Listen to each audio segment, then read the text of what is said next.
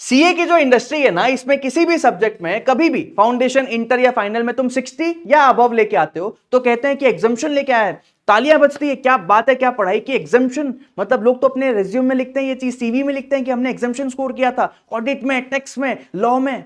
Sir law में 60 plus कैसे लेके आते हैं सीए फाउंडेशन में, ये मैं तुम लोगों को आज समझाऊंगा। एकदम अच्छी तरह से समझ में आ जाएगा। ऐसा लगेगा यार ये वाला नॉलेज, ये वाला प्लान, ये वाला अप्रोच अगर कोई मुझे पहले समझा देता, मैं लॉ से इतना डरता नहीं। तो ये वीडियो इधर वो फ्रेशर वाला बच्चा हो या वो रिपीटर वाला बच्चा हो, दोनों के लिए बिल्कुल रेलिवेंट है। इजीली मैंने लिखा है, मतलब यहां पे मैं एकदम ऐसा तरीका बताऊंगा जहां आसानी से समझ में आएगा कि 60 प्लस कैसे लाते हैं। मैं तुमको वो वाली बातें बार बार नहीं बताऊंगा कि यार राइटिंग प्रैक्टिस चाहिए, ये कर लो, वो कर लो, ऐसा कर लो, ठिकाना कर लो, फलाना कर लो। थोड़ा थोड़ा अपन अलग चलते हैं, थोड़ा ना अपने तरीका थोड़ा अलग होता है। ऐसा तरीका होता है जो भैया बहुत रीजनेबल हो, डुएबल हो, इजीली अचीवेबल हो। समझना बात को, स्टार्ट करते हैं। तो क्या हाल है मेरे सीए फाउंडेशन के नादान परिंदों, मैं उम्मीद करता हूं आप सभी बहुत बढ़िया होंगे, स्वस्थ होंगे, पढ़ाई बहुत ही सॉलिड चल रही होगी। मुझे आप लोगों से दो चीजें चाहिए 60 प्लस लाने के लिए। पहला है राइट माइंडसेट और दूसरा है राइट अप्रोच। सर ये माइंडसेट और अप्रोच फिर वो ऐसा थियोरेटिकल मोटिवेशनल का ज्ञान नहीं चाहिए। अरे मेरे भाई, मैं वो थियोरेटिकल मोटिवेशनल ज्ञान नहीं दे रहा हूं, मैं बस ये कह रहा हूं कि भाई तेरा तरीका अगर गलत रहेगा दिमाग में, तूने लॉ को स्टार्टिंग से हवा बना दिया है ना, तो नहीं आएगा काम। ये वीडियो भी आपको कोई मदद नहीं कर पाएगा। ये वीडियो उनके लिए काम आएगा जिनके लिए ये फ्लेक्सिबिलिटी है दिमाग में कि भाई लॉ एक इजी सब्जेक्ट है, या मैं आज उसको इजी बनवा दूंगा। बस तुम लोगों को राइट माइंडसेट चाहिए। अप्रोच तो मैं बैठा हूं ना, अप्रोच तुम्हारा क्या होगा ये मैं अभी तुमको बता रहा हूं। पहले दिमाग से ओपन तो हो, मनोस्थिति तो ठीक करो, तब तो परिस्थिति ठीक करोगे। सुना है ना कि भैया पहले दिमाग में जीतता है आदमी, बाद में एक्चुअल रियल लाइफ में जीतता है। लॉ एक आसान सब्जेक्ट है, यही बोलना है, यही हमेशा बात करना है। अगर ये माइंडसेट रहेगा ना तो लॉ आसान लगने लगेगा। 60 का अप्रोच तो मैं समझा रहा हूं ना, सुनो मेरी बात को। देखो मैंने बोला हमारा जो नींव है ना वो होता है ये पैटर्न। हमारे लिए ये जादुई पैटर्न है जो इंस्टीट्यूट ने हमको पका पकाया दे दिया है। इंस्टीट्यूट ऐसा थोड़ी ही करता है कि कभी भी कुछ भी किसी भी एग्जाम में बदला, कभी भी कुछ भी पैटर्न बदल नहीं। एक आध अटेम्प्ट में इंस्टीट्यूट पैटर्न चेंज करता है, बट मैक्सिमम टाइम तो यही पैटर्न है। हमको पता है आईआरएफ से 6 नंबर का आता है, एलएलपी से 6 नंबर का आता है, पार्टनरशिप से 20 का आता है, कंपनी से भैया 21 का आता है, सोगा से 21 का आता है, कॉन्ट्रैक्ट से 38 का आता है, और नेगोशिएबल से 14 का आता है। 126 मार्क्स का पेपर होता है। अब कुछ बच्चे इसमें ऐसे होंगे अतरंगी एकदम, जिनको लगता होगा आइला ये तो मेरे को पता ही नहीं था 126 नंबर का पेपर है। तो उनके लिए मैं शॉर्ट में समझा दूं भाई, 6 सवाल हमारे पास आते हैं, ये 6 सवाल आप लोगों के पास है, 1 2 3 4 5 6, हर सवाल 20 नंबर का है। लेकिन क्वेश्चन नंबर 6 जो है, क्वेश्चन नंबर 6 ये 26 मार्क्स का आता है। इसमें क्वेश्चन नंबर 6 का जो बी होता है ना, इसमें एक और पार्ट होता है। और पार्ट मतलब या तो आप ये बना लो और आप ये बना लो, है ना। तो यहां पे आप लोगों को ऑप्शन मिलता है कि आप कोई भी एक क्वेश्चन को छोड़ सकते हो कंप्लीटली। तो 20 मार्क्स आपने छोड़ दिए और ये 6 नंबर का आपको कोई एक सवाल छोड़ना होता है इनमें से। फॉर एन एग्जांपल आपने ये छोड़ दिया तो 20 का ऑप्शनल में छोड़ दिया, 6 मार्क्स का यहां पे और वाला पोर्शन छोड़ दिया, 26 नंबर काट दो, हमारा पेपर हो गया 100 मार्क्स का। राइट अब देखो 100 नंबर में 60 कैसे लाते हैं, इसका माइंडसेट आप लोगों को अप्रोच यही रखना है। और मैं जो बोलूंगा उसको प्लीज फॉलो कर लेना, उस पर अपनी मर्जी लगाओगे बात नहीं बनेगी। ध्यान से सुनना, मैंने बोला कि आप लोगों को भैया आईआरएफ का चैप्टर मिलता है, 4 का सी आता है। वहां से कौन सा आता है? 4 का सी आता है। 4 का सी 6 नंबर का सवाल, डायरेक्ट थ्योरी क्वेश्चन आता है। 7 चैप्टर्स है आपके सीए फाउंडेशन में। 7 चैप्टर्स में से मुझे 3 चैप्टर एकदम स्ट्रांग चाहिए होते हैं। ये 3 चैप्टर्स पे मैं कभी कॉम्प्रोमाइज नहीं करता। ये 3 चैप्टर में आधी रात को उठाऊं ना, और रमेश मुझे बताओ कि भैया सुप्रीम कोर्ट क्या कहता है, और रमेश आईबीबीआई क्या कहता है, बता देगा वो। बुकिश लैंग्वेज, थोड़ा कीवर्ड्स के साथ में, राइटिंग प्रैक्टिस के साथ में, 3 चैप्टर्स में नो कॉम्प्रोमाइज, जिसमें से ये वाला हमारा पहला चैप्टर होता है। मुझे 6 में यहाँ पे 5 नंबर चाहिए ही चाहिए। मैं यहाँ पे स्कोप नहीं रख सकता कि मैं यहाँ पे मार्क्स कटवा दूं। क्यों? अरे छोटा सा 6 पेज का तो चैप्टर है, तुम लोगों के पास कम मेहनत में ज्यादा स्कोर करने का मौका मिल रहा है, वो आईआरएफ से मिल रहा है। 6 नंबर में हर बच्चे को यहाँ 5 नंबर लाने का माइंडसेट करना पड़ेगा, तब जाके वो आईआरएफ को उस हिसाब से पढ़ेगा, उस हिसाब से रटेगा, उस हिसाब से प्रैक्टिस करेगा, उस हिसाब से रिवाइज करेगा, और बोलेगा कि आईआरएफ तो भैया मैं 6 में 6 लेके आऊंगा।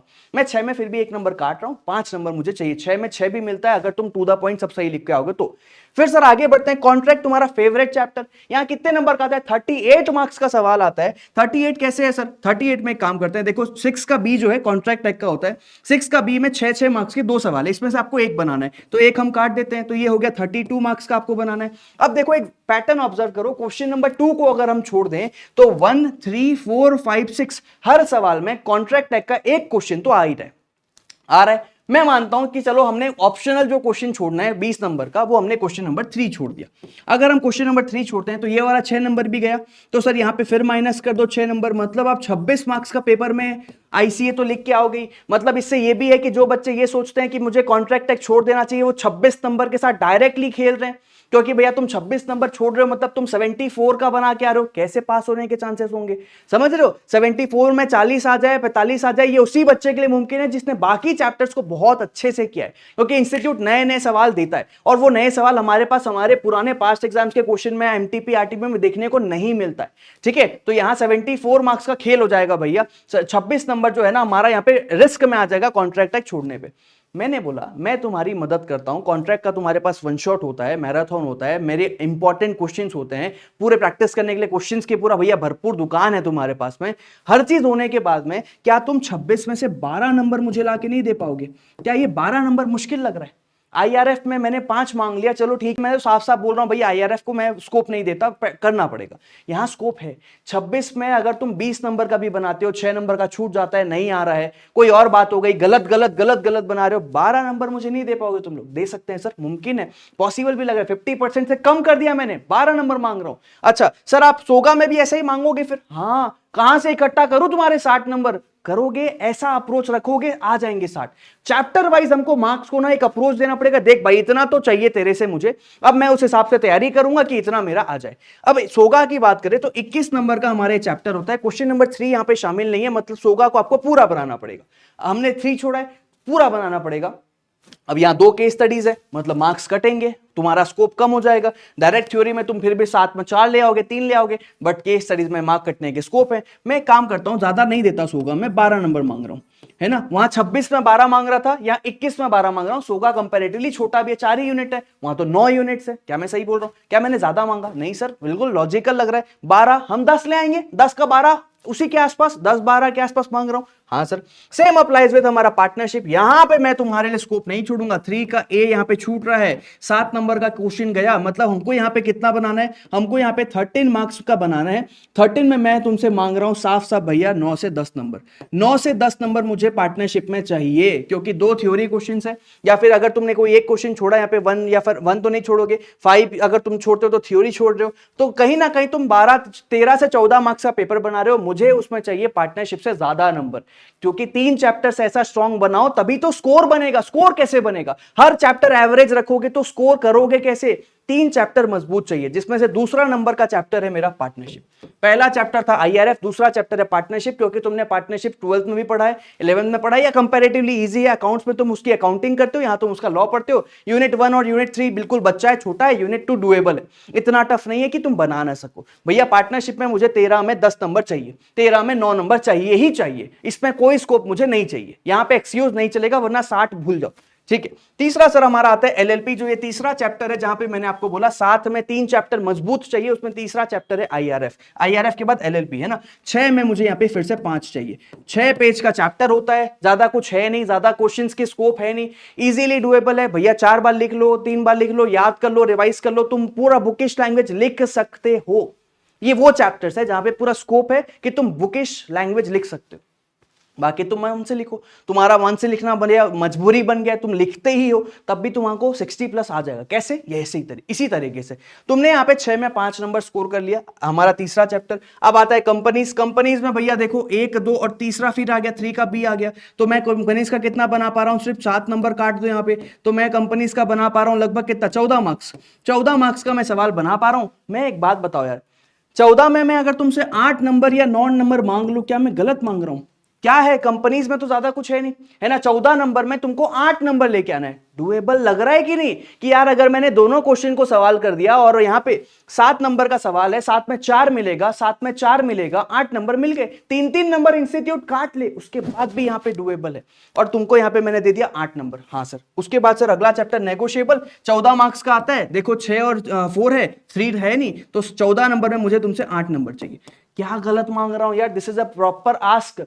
कंडीशन ये है कि तुमको भैया वहां पे अटेम्प्ट करके आने की कोशिश करनी पड़ेगी ज्यादा से ज्यादा। वो कैसे पेपर अटेम्प्ट होता है वो भी मैं बताऊंगा, उसकी चिंता की बात नहीं है कि भैया तुमको 3 घंटे मिलते हैं, टाइम कैसे मैनेज होता है। अगर तुमको वो वीडियो चाहिए कमेंट पे डाल दो टाइम स्टैम्प के साथ में, मैं जरूर उसका वीडियो बना के तुमको पूरा गाइड करूंगा कि 3 घंटे में 100 मार्क्स का पेपर कैसे बनता है, मैं तो बैठा हूं ना, टेंशन की क्या बात है।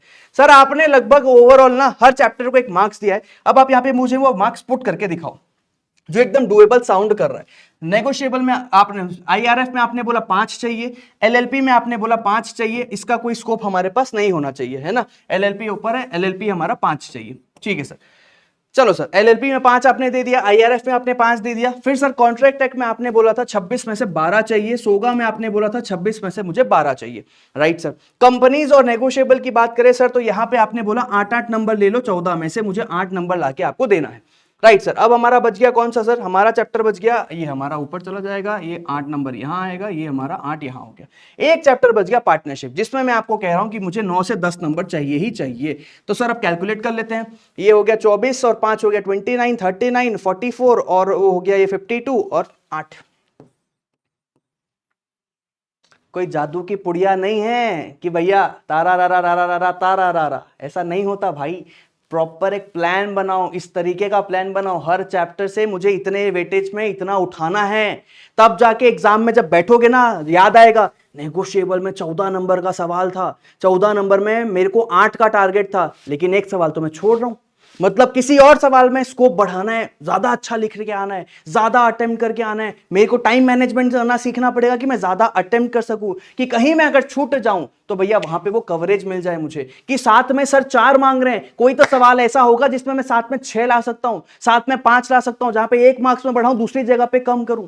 भैया ये पैटर्न से तुम लोग पढ़ाई करो, तुम्हारा माइंडसेट सही रहेगा, तुम्हारा अप्रोच सही रहेगा, तुम 60 क्या तुम 80 लाओगे। लोग ला रहे हैं ना, जो 80 ला रहा है, जो 90 ला रहा है, वो इस माइंडसेट पे काम कर रहा है कि हर चैप्टर का वेटेज कितना है, मुझे उसमें से कितना चाहिए, कौन सी थ्योरी आती है, कौन सा केस स्टडी आता है, कौन सा सर ने इंपॉर्टेंट बताया है, कौन सा थोड़ा एबीसी कैटेगरी कर लो, सिलेक्टिव को ज्यादा जोर दे दो, अनसिलेक्टिव को नॉर्मल जोर दे दो, और जो हमारा लिस्ट है उसको तुम कम भी दे सकते हो। छोड़ के मत जाओ, क्योंकि कुछ नया सवाल आ गया जो आज तक इंस्टीट्यूट ने कभी पूछा नहीं, तो कैसे बनाओगे, तुम्हारे नंबर कैसे इकट्ठा होंगे। तो टाइम है तो सब कुछ करो, टाइम नहीं है तो फिर बात करो कि एबीसी कर रहे हैं, लेकिन टाइम है तो सबसे पहला भैया तो कॉम्प्रिहेंसिव स्टडी ही बेस्ट होती है। टाइम नहीं है, बचना है, पास होना है तो बात होती है। जब रिजल्ट आता है ना, बच्चों को देखता है 197 आ रहा है, 198 आ रहा है, फेल हो रहा है, बहुत बुरा लगता है। तो तुमको बस मैं गाइड कर सकता हूं भैया, लेकिन सफर में तुमको चलना खुद ही है। मैं तुमको दिशा दिखा सकता हूं, तुमको चलना भैया खुद ही है। मैं टॉर्च ले लेके तुम्हारे आगे आगे नहीं घूमूंगा, है ना, कि तुम लोग ये बोलोगे कि एग्जाम हॉल पे हमारे साथ आ जाओ। इस तरीके से अपना प्लान बनाओ। अगर मैंने यहाँ पे तुमको बोला पार्टनरशिप तुम्हारा स्ट्रांग होना चाहिए, तुमको लगता है नहीं मेरा तो कंपनी स्ट्रांग है, पार्टनरशिप को कम करो, कंपनीज में मार्क्स बढ़ाओ अपने। 60 कैसे आएगा उसका प्लान बनाओ आज, अभी इसी वक्त, इस पैटर्न को लेते हुए। ये एक स्क्रीनशॉट लेना चाहो ले लो, इस स्क्रीनशॉट के हिसाब से तुम लोग अपना जो है पैटर्न बनाओ, और पैटर्न बना के भैया डिसाइड करो कि तुम लोग कैसे अचीव करोगे। बस आज के लिए इतना ही, बाकी मुलाकात करते हैं सर किसी और वीडियो में। ये वीडियो अपने दोस्तों के साथ शेयर जरूर कर देना, कमेंट बॉक्स पे बताना कि तुम्हारी क्या राय है, और तुम लोग एक बार जरूर कमेंट करना कि सर 60 लेके आएंगे हमारे ये वाले अपकमिंग अटेम्प्ट में। 60 प्लस का तुम्हारा टारगेट है, 60 प्लस कमेंट जरूर करना। बोलना स्टार्ट करो, सीखना स्टार्ट करो भैया, तुम बोलोगे ना आएगा तो वो आता है, लेकिन पहले माइंडसेट करना पड़ेगा, इस अप्रोच से पढ़ना पड़ेगा, बिल्कुल मुमकिन है। ठीक है, बाकी मैं तो हूं ही सर आप लोगों के लिए, हमेशा, पहले भी था, अब भी हूं, आगे भी रहूंगा। मिलते हैं किसी और वीडियो में, till then take care, bye bye.